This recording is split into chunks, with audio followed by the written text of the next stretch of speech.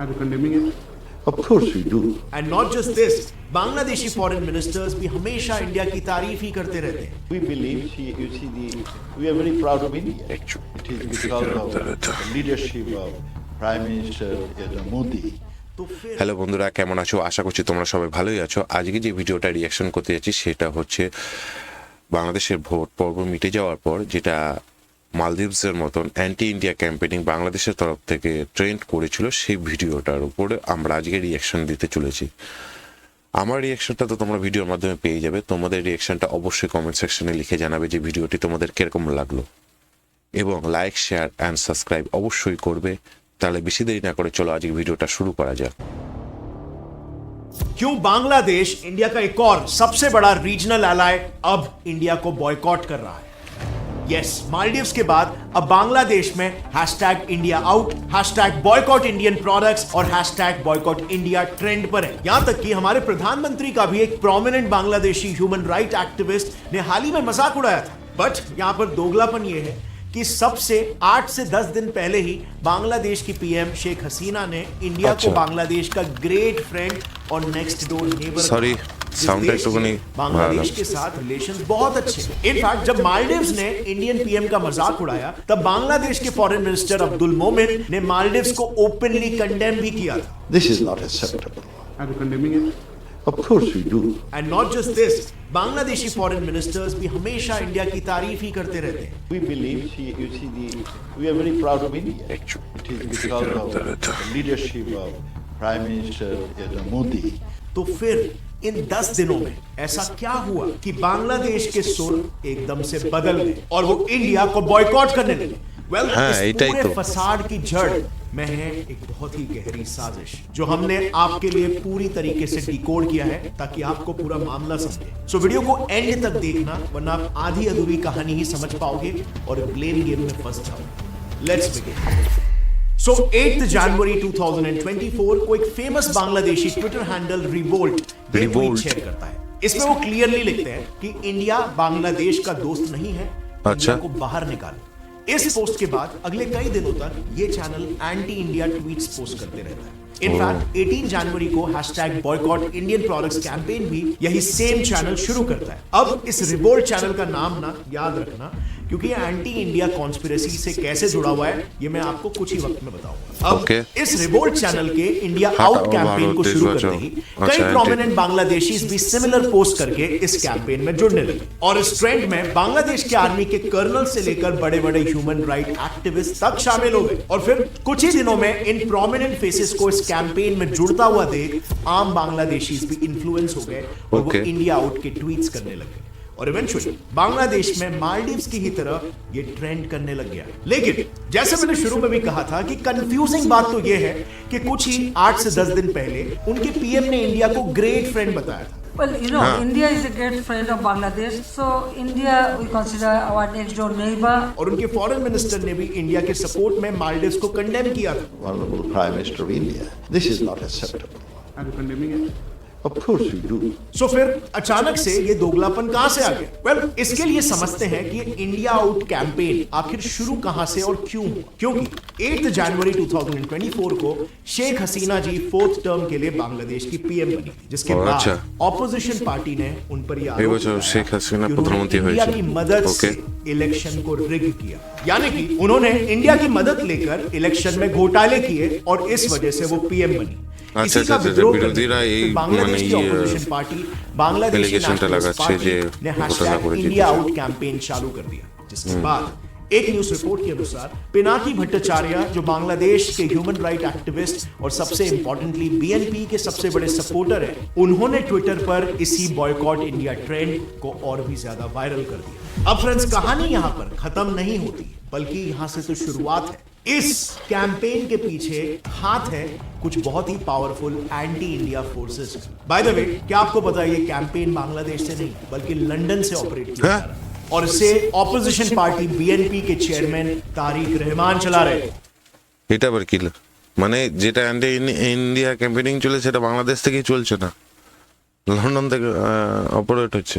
Eurasian times के investigation report के हिसाब से जैसे ही 8 जन 2024 को शेख हसीना बांग्लादेश के इलेक्शन को जीती, तारिक ने अपने पार्टी मेंबर्स को यह ऑर्डर दिया कि वो बिल्कुल मालदीव जैसे ही इंडिया आउट कैंपेन को शुरू करें। अब तारिक के इस ऑर्डर को देते ही तुरंत बीएनपी साइबर विंग एक्टिव हो गए और उन्होंने एंटी इंडिया ट्वीट्स पब्लिश करना शुरू कर दिया। अब याद है मैंने शुरू में बताया था रिवोल्ट, इस पेज को याद रखना। सो इसी पेज की बात करें तो रशियन न्यूज स्पुतनिक के हिसाब से रिवोल्ट नाम का ये ट्विटर हैंडल कोई और नहीं बल्कि एनडीपी का माउथ पीस ही है। और इसी न्यूज रिपोर्ट के मुताबिक तारिक के ऑर्डर्स पर ही इसी पेज ने India out boycott India trend की शुरुआत की। अब क्या आप जानते हो तारिक इंडिया को इतना हेट क्यों करते हैं? वेल, इसका जवाब उनके फैमिली लिनिएज में छुपा हुआ है। तारिक मेजर जनरल जियाउर रहमान का बेटा है जो पाकिस्तानी आर्मी में टॉप पोजीशन पर थे और बांग्लादेश के पहले मिलिट्री डिक्टेटर भी। इनफैक्ट उन्होंने 1965 में डिक्टेटर माने तानाशाह छिलो इंडिया के खिलाफ वॉर भी लड़ा था, जिसके लिए उनको पाकिस्तान गवर्नमेंट ने मेडल देकर ऑनर भी किया था और इसीलिए उनके दिल में इंडिया के लिए हेट शुरू से ही है।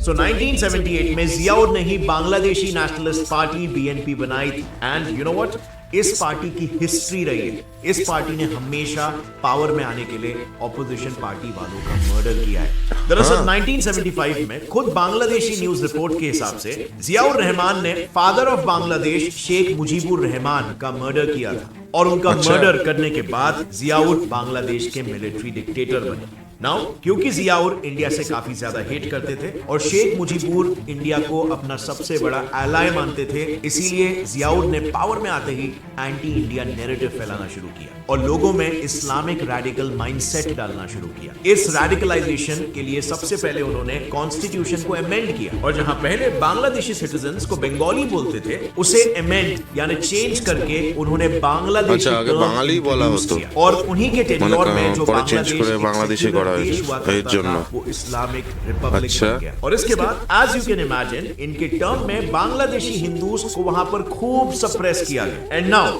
You will be shocked to know कि अभी तक बीएनपी पार्टी 3 बार पावर में आई है, 1991, 1996 और 2001, बट इन तीनों इलेक्शंस में एक कॉमन पैटर्न है। इलेक्शन से 1 साल पहले बीएनपी हमेशा से बांग्लादेश में एक एंटी हिंदू प्रोटेस्ट करवाती और ऐसा ही करके उन्होंने 3 बार इलेक्शंस जीते भी है, जिनमें से 2001 का एंटी हिंदू मैसेकर काफी दिल दहला। संडे गार्डियन की रिपोर्ट के मुताबिक 2001 में बीएनपी के लीडर जियाउर रहमान की वाइफ खालिदा बेगम और उनके बीएनपी पार्टी वर्कर्स ने 150 दिन का कंटिन्यूअस हिंदू मैसेकर करवाया था। और जब इस मैसेकर के इंक्वायरी कमीशन ने रिपोर्ट पब्लिश की, उसमें पता चला कि उन 150 दिनों में in total 18,000 anti Hindu incidents हुए थे, जिसमें अनफॉर्चुनेटली 1,000 हिंदू औरतों का रेप और 200 औरतों का गैंग रेप हुआ था और करीब 50,000 हिंदूज बांग्लादेश छोड़कर इंडिया भाग गए थे। This is so unfortunate. लेकिन ऐसे ही एंटी इंडिया और एंटी हिंदू सेंटिमेंट्स का यूज करके बीएनपी बांग्लादेशी मुस्लिम्स को ब्रेन वॉश करके उनके वोट्स अपने साइड करते आ रही है। अब यहाँ पर आपने एक स्ट्रेंज बात नोटिस की, ये तारिक रहमान बीएनपी पार्टी का चेयरमैन है, फिर भी वो लंदन में रहता है और वहीं से पार्टी को संभालता भी। क्या आपके दिमाग में ये सवाल आया कि ऐसा क्यों? वेल, इसके पीछे ना कुछ काफी कंसर्निंग रीजंस है। सो जैसे मैंने बताया, बीएनपी पार्टी लास्ट इलेक्शन 2001 में जीती थी और उसके बाद से शेख हसीना जी वहां पर इलेक्शंस जीतते आ रही है। ऐसा इसीलिए क्योंकि शेख हसीना जी ने जब से बांग्लादेश की पॉलिटिक्स में एंट्री ली है, तब से वो बांग्लादेश को पाकिस्तान की तरह रेडिकलाइजेशन के बजाय डेवलपमेंट के रास्ते पर लेके जा रही है और इससे बांग्लादेशी इकोनॉमी में क्लियर इंप्रूवमेंट्स भी दिख रहे हैं। और शेख हसीना जी के इसी अप्रोच की वजह से बीएनपी की पॉपुलैरिटी कम होने लगी थी। इस गिरती पॉपुलैरिटी को देखते हुए 2004 में तारिक ने हसीना जी पर एक असैसिनेशन अटैक प्लान किया। हुआ कुछ यूं, 21 अगस्त 2004 में शेख हसीना जी बांग्लादेश के एक सिटी में एंटी टेररिज्म को लेकर स्पीच दे रही। तभी तारिक और उसके 19 साथियों ने हसीना पर कई हैंड ग्रेनेड्स फेंके। इस अटैक में हसीना जी इंज्योर हो गई और उन्हें पार्शियल हियरिंग लॉस हो गया, पर वो इस अटैक से जैसे तैसे करके बच गई। लेकिन अनफॉर्चुनेटली इसमें उनके पार्टी के 24 लोग मारे गए और लगभग 500 लोग बुरी तरह से घायल हो गए। इस टेररिस्ट अटैक के लिए ढाका कोर्ट ने यह वर्डिक्ट दिया कि तारिक ने हरकत उल जिहाद अल इस्लामी इस टेररिस्ट ऑर्गेनाइजेशन के साथ मिलकर ये पूरा टेररिस्ट अटैक प्लान किया था और तारिक ही इस अटैक का मास्टरमाइंड था। और इस क्राइम के लिए कोर्ट ने तारिक को लाइफ इम्प्रिजनमेंट की भी सुनाई। ये सजा डिक्लेयर होते ही तारिक लंदन भाग गया। इनफैक्ट इसी टेररिस्ट अटैक के बाद यूएस कोर्ट ने बांग्लादेश नेशनलिस्ट पार्टी को टेररिस्ट ऑर्गेनाइजेशन डिक्लेयर कर दी, लेकिन तब से लेकर आज तक तारिक लंदन से पार्टी को संभाल रहा है। और अब रिसेंटली हो रहे एंटी इंडिया प्रोटेस्ट और बांग्लादेश जनरल इलेक्शंस में इंडिया के इन्वॉल्व होने के एलिगेशंस भी इसी स्ट्रेटेजी का हिस्सा है। But you know what, it doesn't stop over there. Bangladeshi news media के रिपोर्ट्स के अनुसार तारिक तो सिर्फ फेस है। इस पूरे एंटी इंडिया नैरेटिव फैलाने की साजिश और भी गहराई तक जाती है। इस एंटी इंडिया कैंपेन के पीछे at the very root Pakistan का भी इन्वॉल्वमेंट है, जो बांग्लादेश को वापस से ईस्ट पाकिस्तान बनाना चाहता है। So renowned Bangladeshi news agency Daily Sun के रिपोर्ट के मुताबिक Tariq Pakistani secret agency ISI के प्रिस्क्रिप्शन पर बीएनपी पार्टी चला रहा है। इस रिपोर्ट के मुताबिक जब भी तारिक को कोई भी पॉलिटिकल या पार्टी रिलेटेड डिसीजंस लेना होता है तो वो आईएसआई को कॉल करके उनसे सलाह मशवरा करके ही डिसीजन लेता है। इसका प्रूफ देते हुए डेली सन ने बताया कि 2019 बांग्लादेश इलेक्शन में बीएनपी पार्टी ने सीधे सीधे आईएसआई प्रेफर्ड 300 कैंडिडेट्स को ही इलेक्शन के टिकट्स दिए थे। Can you believe this? Directly ISI उनके कैंडिडेट्स चुनती है। तो बेसिकली इस पूरे षड्यंत्र में पाकिस्तान का ये फायदा है कि बीएनपी को सपोर्ट करके पाकिस्तान अपनी पपेट गवर्नमेंट बांग्लादेश में इंस्टॉल करना चाहता है, जिससे पाकिस्तान को दो बड़े फायदे होंगे। पहला, उसकी 1971 में खोई हुई टेरिटरी वर्चुअली उसी के कंट्रोल में दोबारा आ जाएगी, और दूसरा, वो इंडिया के नॉर्थ ईस्ट में भी कंटिन्यूअस इंसर्जेंसीज इजीली फैला सकेगा। इनफैक्ट जब 2001 में बीएनपी पावर में थी तो एक प्रोमिनेंट बांग्लादेशी न्यूज के रिपोर्ट के हिसाब से Tarique Assam based United Liberation Front of Assam ULFA insurgent group को आईएसआई के ऑर्डर्स पर फाइनेंशियल और आर्म्स प्रोवाइड करके सपोर्ट करता था। मतलब इन शॉर्ट तारिक इंडिया भर में टेररिज्म फैला रहा। सो ये थी बांग्लादेश ऑपोजिशन पार्टी द्वारा चलाई गई इंडिया आउट कैंपेन की पूरी स्टोरी। क्या आपको इसके बारे में पता था? कमेंट में जरूर बताना। बेसिकली इस वीडियो से मुझे ये मैसेज कम्युनिकेट करना था कि इससे हम साफ समझ सकते हैं कि हमारे नेबरहुड कंट्रीज में फ्रेंडली सरकार होना हमारे देश की नेशनल सिक्योरिटी के लिए कितना इंपॉर्टेंट है। And my personal opinion is, हमारे नेशनल सिक्योरिटी के लिए हमें उन देशों की इलेक्शन प्रोसीजर में अगर इन्वॉल्व भी होना पड़े तब भी इसमें कोई गलत बात नहीं है।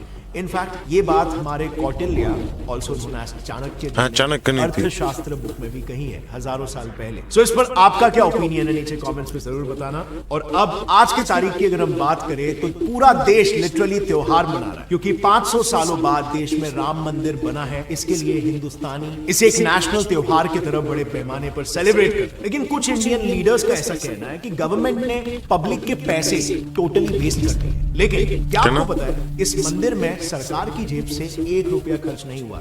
एंड यस, डोनेशन के भी 1 भी रुपए खर्च नहीं किए गए। सो आखिर ये मंदिर बना कैसे? वेल, इसके लिए राम मंदिर ट्रस्ट ने ना एक काफी सिंपल बट एकदम इफेक्टिव स्ट्रैटेजी यूज की, जिसे मैंने अपने इस वीडियो में डिटेल में डिस्कस किया। बाय द वे, बहुत ही कम लोग इस मिस्ट्री के बारे में जानते हैं, तो check out this video by clicking over here. आपको ये भी पता चलेगा कि एग्जैक्टली कोर्ट ने किन एविडेंसेस के बेसिस पर राम मंदिर कंस्ट्रक्शन की परमिशन। अगर इस वीडियो से आपको कुछ भी नया सीखने मिला, एक लाइक जरूर ठोकना। गौरव ठाकुर चैनल को सब्सक्राइब कर लो और बेल नोटिफिकेशन दबाओ ताकि आगे आने वाली हमारी कोई भी वीडियो की अपडेट आप मिस ना करो और हर रोज कुछ नया सीख सको। See you next time. तब तक के लिए as always stay curious and keep learning. जय हिंद। তো বন্ধুরা এই ছিল আমার আজকের ভিডিও রিয়াকশন। বেশ ইনফরমেটিভ ভিডিওই ছিল, যেখানটা পরিষ্কারভাবে বোঝা যায় যে অ্যান্টি ইন্ডিয়া ক্যাম্পেইনিং কে চালিয়েছিল আর কোথা থেকে চালিয়েছিল আর এর পিছনে কে আসল মেন মাস্টার মাইন্ডটা ছিল। মানে তো ভিডিও আজকে এই পর্যন্তই, আবার দেখা হবে আগামীকাল অন্য কোনো একটা ভিডিওর মাধ্যমে। ততক্ষণ গুড বাই, শুভরাত্রি আজকের মতন।